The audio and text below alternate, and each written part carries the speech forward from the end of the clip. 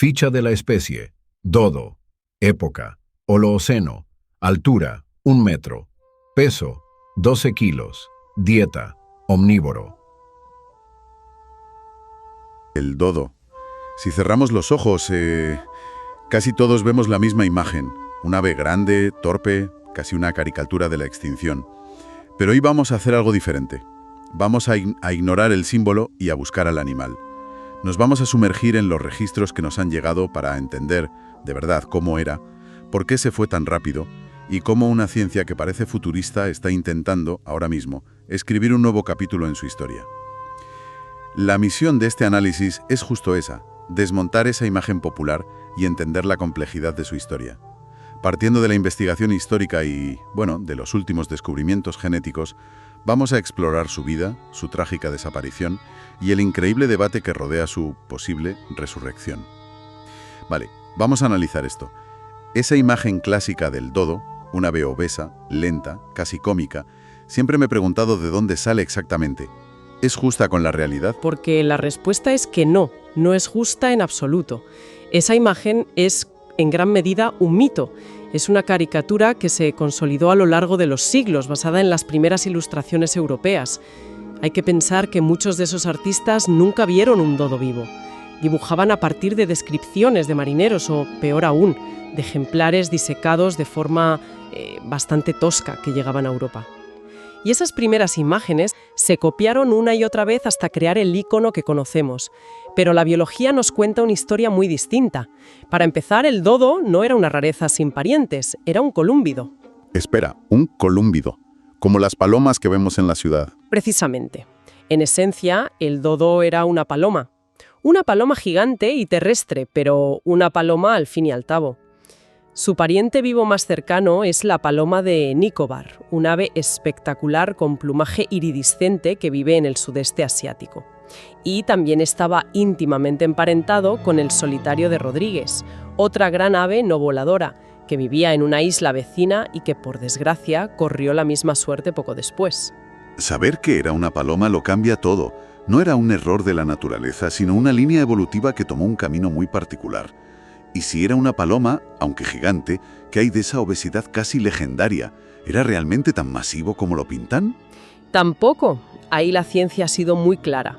Las estimaciones modernas, que se basan en el análisis de esqueletos completos encontrados a partir del siglo XIX, le dan un peso de entre 10 y 12 kilos y una altura de aproximadamente 1 metro. Para que nos hagamos una idea, eso es como un pavo grande. Es un ave considerable, pero muy lejos de la imagen de un monstruo obeso e incapaz de moverse. Exacto.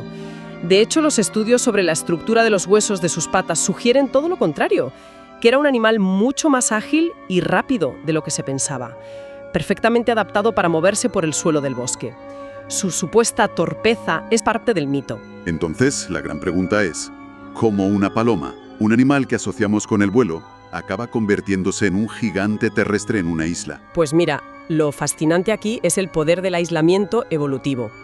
El dodo era endémico de la isla Mauricio, un paraíso sin depredadores terrestres nativos. Sus ancestros, probablemente palomas tropicales, llegaron a la isla volando hace millones de años. Una vez allí, se encontraron con un entorno ideal, sin enemigos de los que huir por el aire y con comida abundante en el suelo. Y claro, volar es una actividad que consume una cantidad de energía enorme. Y si no es necesario, la evolución tiende a deshacerse de lo que no es eficiente. Justo. A lo largo de generaciones, esa capacidad se fue atrofiando hasta desaparecer. Es un caso de libro de lo que llamamos evolución convergente. Es un patrón que la naturaleza repite una y otra vez en islas. Lo vemos en el kakapo y el kiwi en Nueva Zelanda o en los extintos moas. Parece que cuando las condiciones son seguras, la naturaleza se deshace rápidamente del costoso lujo de volar. De acuerdo, ya lo visualizamos mejor. No era un fracaso evolutivo, sino una perfecta adaptación. Un ave ágil, del tamaño de un pavo y emparentada con las palomas. Con esta nueva imagen en mente, ¿cómo era un día normal en la vida de un dodo en la Mauricio prehumana? Pues su ecología era bastante rica y estaba perfectamente integrada en su ecosistema. Era principalmente frugívoro, se alimentaba de los frutos que caían de los árboles, pero también omnívoro. Su dieta incluía semillas, tubérculos que desenterraba del suelo del bosque. Y su pico, ese pico tan grande y característico, ¿qué papel jugaba? ¿No parece el pico delicado de una paloma? Para nada. Era una herramienta multiusos muy potente. Su robustez sugiere que podía abrir alimentos muy duros, como frutos de cáscara leñosa o grandes semillas que otras aves no podían aprovechar. Algunos relatos de la época, aunque escasos, incluso mencionan que podría haberse alimentado de pequeños crustáceos o invertebrados. Era un generalista, vamos. Esa dieta tan variada me hace pensar en su relación con el entorno. En las fuentes se menciona mucho una simbiosis casi legendaria con el llamado árbol del dodo. ¿Qué hay de cierto en esa historia? Ah, sí, la historia del tambalacoque. Es un ejemplo perfecto de cómo evoluciona nuestro conocimiento científico. Durante mucho tiempo existió la teoría muy extendida de que este árbol dependía exclusivamente del dodo. Se creía que sus semillas tenían una cubierta tan increíblemente dura que necesitaban pasar por su sistema digestivo. Para poder germinar, ¿no? Exacto, donde los jugos gástricos ablandarían la cáscara. Una dependencia absoluta. Si el ave desaparece, el árbol está condenado. Vaya. Esa era la idea. Se pensaba que con la extinción del dodo, el árbol también se extinguiría. Sin embargo, la historia tiene un giro irónico. Hoy sabemos que, aunque el dodo era un dispersor de semillas muy importante, no era el único. Y lo más paradójico es que algunos de los animales invasores que ayudaron a extinguirlo, Como los cerdos. justo como los cerdos salvajes, al remover la tierra y comer los frutos, han ayudado a la dispersión y recuperación del tambalacoque, junto, por supuesto, con importantes esfuerzos de conservación humanos. Qué paradoja, que los mismos cerdos que ayudaron a extinguirlo ahora ayuden a salvar a su árbol. Y más allá de su dieta, ¿sabemos algo de cómo se relacionaban entre ellos? ¿Eran animales solitarios o sociales? Eran definitivamente sociales. Este es un rasgo clave que lamentablemente selló su destino. Al haber evolucionado sin depredadores, no tenían ningún miedo instintivo. Los marineros describen en sus diarios cómo las aves se acercaban a ellos por pura curiosidad. Se agrupaban en bandos. Hay relatos que hablan de grupos de hasta 100 individuos. Esa falta de miedo es la firma de una criatura que ha vivido en el paraíso, sin enemigos. ¿Y fue su perdición? Totalmente. Su comportamiento social probablemente era muy similar al de otras palomas. Formaban parejas estables dentro de estos grandes grupos, pero esa confianza, esa tendencia a agruparse, los convirtió en presas increíblemente fáciles. Y en cuanto a su ciclo vital, ¿cómo criaban a sus polluelos? Los datos son limitados, pero combinando relatos y análisis de huesos se ha reconstruido parte del ciclo. Todo apunta a que ponían un único huevo por nidada en un nido en el suelo. Un solo huevo al año, eso es una tasa de reproducción muy baja. Cualquier amenaza a ese huevo tendría un impacto enorme. Un impacto devastador. Además, los estudios de los huesos sugieren algo fascinante. Los polluelos nacían sobre agüesto y crecían a una velocidad impresionante. Era crucial para alcanzar un buen tamaño antes de la temporada de ciclones, que en Mauricio es muy severa. Se infiere que, al principio, eran totalmente dependientes de sus padres, pero que se volvían móviles muy pronto para seguir al grupo. Perfectamente afinado para Mauricio, pero sin ninguna capacidad de respuesta ante un cambio brusco. Y esa fragilidad nos lleva directamente a su final, porque la historia de su extinción es increíblemente rápida. ¿Cuánto tiempo pasó desde que llegaron los europeos hasta que desapareció? La cronología es brutal. El primer avistamiento confirmado es de 1598 por marineros neerlandeses. El último avistamiento aceptado es de 1662. Los análisis más modernos sitúan la extinción real en torno a 1690. Menos de un siglo. Es un abrir-cerrar de ojos. Y aquí nace el otro gran mito, que lo cazaron masivamente hasta extinguirlo porque era comida fácil. Un mito que la investigación desmonta de forma muy clara. A ver, sí, lo cazaron. Era grande, confiado, fácil de atrapar. Pero no parece que esa fuera la causa principal. No. De hecho, los neerlandeses le pusieron un apodo muy revelador: Wolfvogel. ¿Qué significa? Ave repugnante o pájaro nauseabundo. Vaya, no suena muy apetitoso. Es que no lo era. Los diarios de la época lo describen como duro y correoso.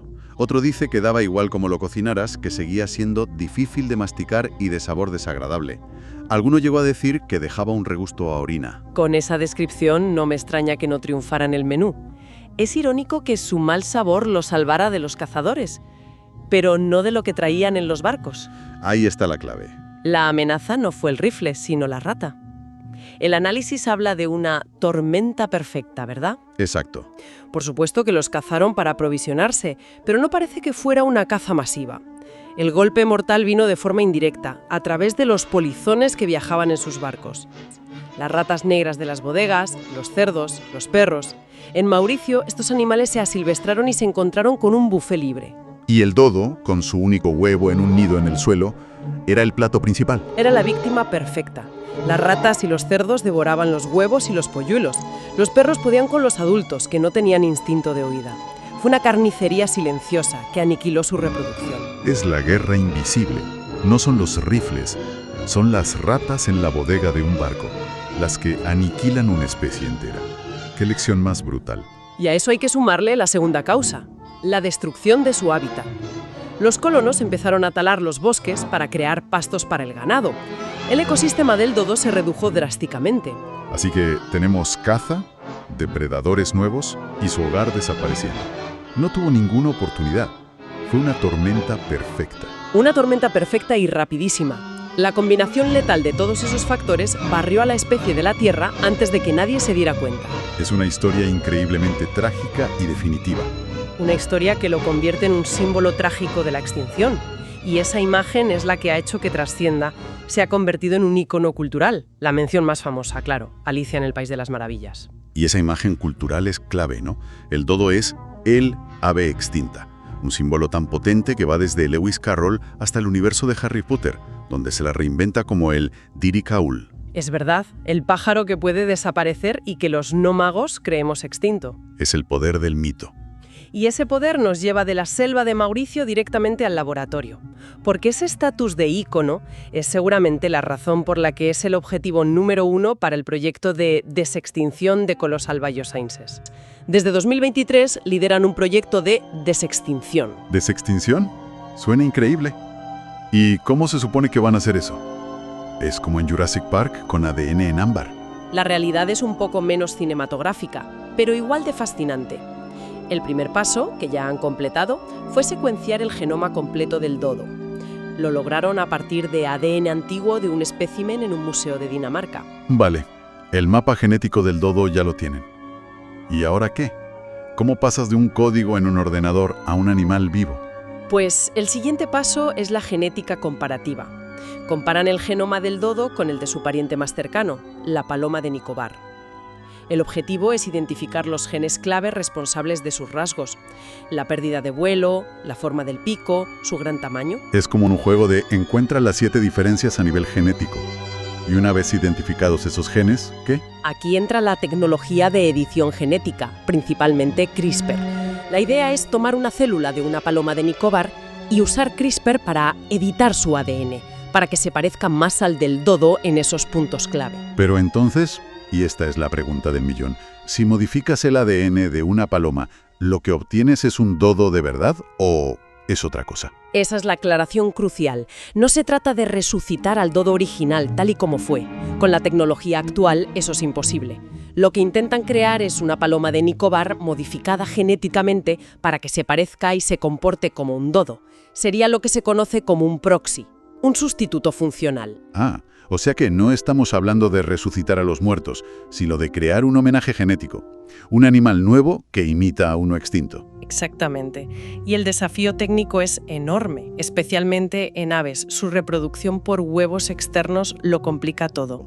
Con los mamuts hablan de implantar un embrión en una elefanta, pero las aves ponen huevos. La reproducción de las aves es mucho más complicada para estas técnicas que la de los mamíferos. La idea, a grandes rasgos, sería cultivar ese embrión primordial hasta que pudiera ser inyectado en un huevo de una gallina o paloma huésped que actuaría como incubadora. Es un proceso con una tasa de éxito a día de hoy bajísima. Pero hay un aspecto muy positivo en su enfoque. ¿Cuál? Que no es solo un proyecto de laboratorio. Colossal colabora con la Mauritian Wildlife Foundation. El objetivo es trabajar en paralelo en la restauración del hábitat en Mauricio. Al menos están pensando en el ecosistema, no solo en crear una atracción. Porque, ¿de qué sirve un proxy de dodo si no tiene un hogar seguro al que regresar? Ese es el enfoque integral, exacto. De nada serviría crear esta ave si su entorno no está preparado. Para resumir, hemos pasado de ver al dodo como una caricatura torpe a entenderlo como un ave perfectamente adaptada a su mundo. Un mundo que fue destruido no tanto por la caza directa, sino por una combinación letal de especies invasoras y la aniquilación de su hábitat.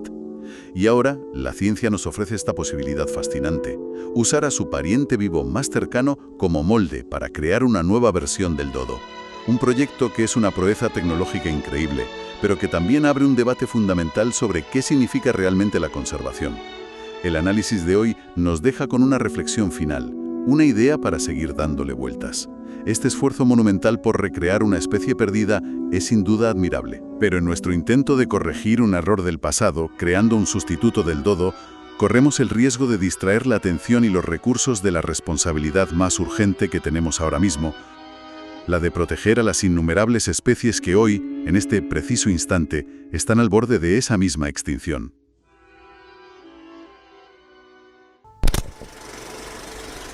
Si te ha gustado este podcast, no dudes en darnos tu like y en dejar por comentarios qué otros animales te gustaría descubrir junto a nosotros. Muchísimas gracias y nos vemos en el próximo video.